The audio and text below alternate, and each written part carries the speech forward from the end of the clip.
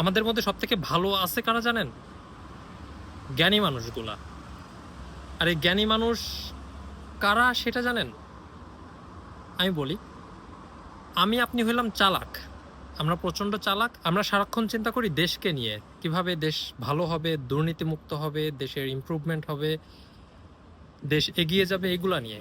তো আমরা হলাম চালাক। আর জ্ঞানী কারা জানেন? এই যে আপনার ফ্রেন্ড লিস্ট অনেককে অনেককে দেখতেছেন না যে বিসিএস ক্যাডার হয়ে গেছে? একটু চেক করে দেখেন তো এরা দেশকে নিয়ে কি পরিমাণ অবগত আপনার তুলনায়, কি পরিমাণ পোস্ট করছে, তাদের তৎপরতা কেমন। বা যারা অলরেডি চুপিসারে জিআরই দিয়ে আইএলস দিয়ে বিদেশে চলে গেছে, তাদের অ্যাক্টিভিটি দেখেন আর আপনার অ্যাক্টিভিটিস দেখেন। তারা তাদেরকে নিয়ে আছে, তাদের ক্যারিয়ার, তাদের ফ্যামিলি, এগুলো নিয়ে ভালো আছে, দেশ নিয়ে খুব বেশি মাথা ব্যথা নাই। বা যে দুই একজনকেও দেখেন তারা হয়তো ভালো একটা পজিশনে চলে গেছে। আমি এখানে খুব একটা দোষের কিছু দেখি না, বাট তারা খুবই জ্ঞানী। আর আমি আপনি হইলাম চালাক। আমাদের ক্যারিয়ার, আমাদের নিজেদের ভালো থাকা, নিজেদের পরিবার, এগুলা বাদ দিয়ে আমরা আছি দেশকে নিয়ে। ওভার দ্য পাস্ট 30 ইয়ার্স আপনি খেয়াল করছেন যে আমাদের এই সিস্টেমে যেই আসুক সেই চোর হয়ে গেছে, ডাকাত হয়ে গেছে। এবং আপনি যাকেই নেতা হিসেবে বিশ্বাস করেন বা ভবিষ্যতে করবেন, সেই আপনার দেশপ্রেম, আপনার রক্ত, আপনার বা আপনার পরিচিত ভাই বোনদের রক্ত এবং আপনার যে দেশপ্রেমিক, আপনার যে ভালোবাসা, এটা নিয়ে আপনার মাথায় কাঁঠাল ভেঙে খাবে, সেটা নিয়ে সিনেমিনি খেলবে, তার সাম্রাজ্য গড়বে।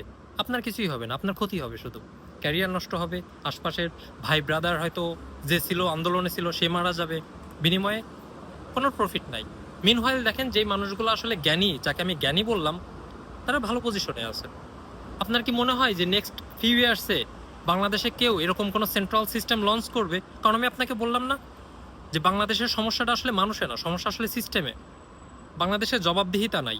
মানুষ যে বলে এইগুলোর জন্য আসলে দরকার জবাবদিহিতা। জবাবদিহিতা যার কার কাছে করব? যার কাছে করব সেও চোর। বাংলাদেশে তারই বিচার হয় যে আসলে কম শক্তিশালী। যে শক্তিশালী ফাইন্যান্সিয়ালি, পলিটিক্যালি, তার বিচার হয় না। তার মানে কি জবাবদিহিতা আমি যার কাছে করব, সেটা জুডিশিয়ারি হোক, সেটা লিগাল অথরিটিস হোক, কোথাও আসলে জবাবদিহিতার জায়গা নাই, কারণ তারাও চোর। তারা অলরেডি খেয়ে একদম ফুলে ফেপে মোটা হয়ে আছে।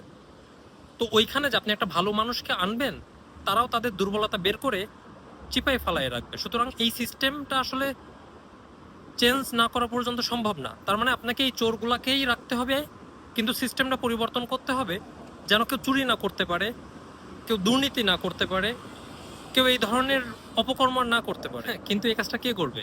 কেউ তো করবে না। আমি আপনি চিল্লায় লাভ আছে? যাদের আসলে এই সিস্টেম ইমপ্লিমেন্ট করা দরকার তারাই তো করবে না। কেউ কি করবে ব্লক চেইন ভিত্তিক ইমিউটেবল ডেটাবেজে পরিণত করতে? কেউ কি আমাদের ইলেকট্রনিক গভর্নেন্স বা ই সেবা বা পেপারলেস কন্ট্যাক্টলেস সিস্টেম বা সরকারি সেবা ইমপ্লিমেন্ট করবে? করবে না। আমাদের দরকার আসলে এই রকম যে অটোমেটিক কোনো সরকারি অফিসার 5 দিনের বা 3 দিনের বা 7 দিনের মধ্যে কোনো ফাইল যদি প্রসেস না করে, অটোমেটিক একটা সিস্টেমে কমপ্লেন চলে যাবে। এই কাজগুলো কেউ করবে না। যখনই আপনার সাথে সরকারি অফিসারদের কন্ট্যাক্ট হওয়ার সম্ভাবনা থাকবে, ফেস টু ফেস ইন্টারাকশন হওয়ার সম্ভাবনা থাকবে, তখনই দুর্নীতি হবে। এগুলোর কথা বাদই দিলাম, এগুলো তো ছোটোখাটো দুর্নীতি। এখন আসি বড় দুর্নীতি নিয়ে। কোনো এমপি মন্ত্রী কি চাইবে তার যে 100, 1000, 5000 কোটি টাকার যে বাজেট হইতেছে সেখান থেকে সে না খেয়ে পুরোপুরি ইমপ্লিমেন্ট করুক? এটাও করবে না।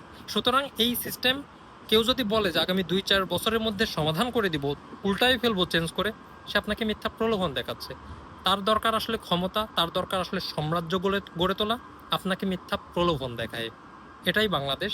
নেক্সট 5-10 ইয়ার্সেও পরিবর্তন হবে না, সম্ভব না, কেউ করেও দিতে পারবে না।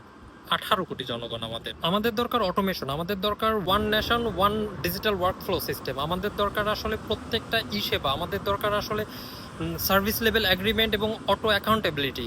মানে আপনি 5 দিনের ভিতরে 3 দিনের মধ্যে সিস্টেমে কাজ করে দিবেন, আপনার বিরুদ্ধে অটোমেটিক কমপ্লেন চলে যাবে সিস্টেমে। আমাদের দরকার এইগুলা।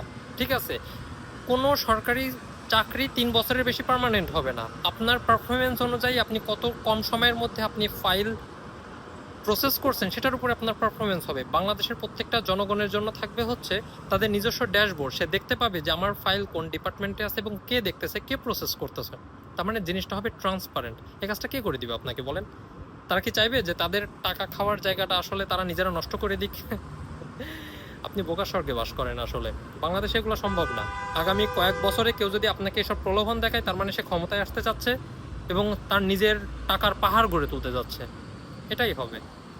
জুলাই মাস, আগামী জুলাই মাসেও এই ভিডিওটা আমি শেয়ার দিয়ে এই কথাটাই বলবো, আগামী 10 বছরেও এই কথাটা বলবো। আর সর্বশেষ, আমাদের আমলাতন্ত্র ঢাকা কেন্দ্রিক থেকে বের হয়ে আসতে হবে, স্থানীয় সরকারকে ক্ষমতা দিতে হবে এবং জোরদার করতে হবে, তাছাড়া সম্ভব না। এটাই একমাত্র ওয়ে বাংলাদেশের জবাবদিহিতার জায়গাটাকে শক্তিশালী করা, না হলে চোর চোরই থেকে যাবে। যাকে জবাবদিহিতা দেবেন সেও চোর। কিভাবে বাংলাদেশকে পরিবর্তন করবেন? এগুলো আর মানে দুঃস্বপ্ন, স্বপ্নেও দেখা ঠিক না।